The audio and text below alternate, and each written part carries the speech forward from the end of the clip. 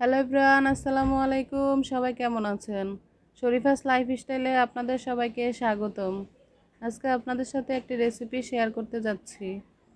প্রথমে প্যানে তেল দিয়ে দিয়েছি। তেল গরম হয়ে আসলে মাছ দিয়ে দিব। এখানে আমি ছোট সাইজের ইলিশ মাছ নিয়েছি। প্রথমে লবণ এবং হলুদ মাখিয়ে রেখেছি কিছুক্ষণ।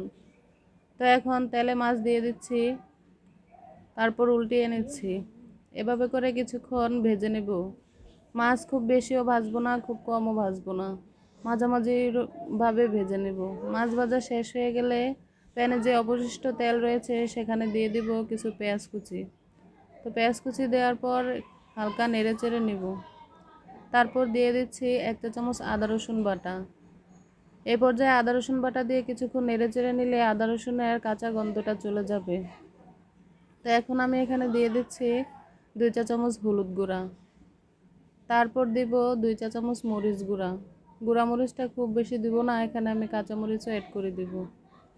এখন দিচ্ছি 1 চা চামচ ধনিয়া গুঁড়া, 2 চা চামচ লবণ। এখন মশলাটা ভালো করে নেড়েচেড়ে সামান্য পানি দিয়ে দিব কষানোর জন্য। তো এভাবে কিছুক্ষণ কষিয়ে নিব।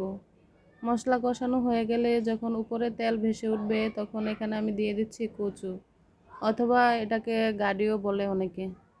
তো কচুটা আমি আগে থেকে কেটে সামান্য একটু সিদ্ধ করে পানিটা ফেলে দিয়েছি, এতে করে কচুর যে পিছলা ভাবটা আছে সেটা চলে যায়।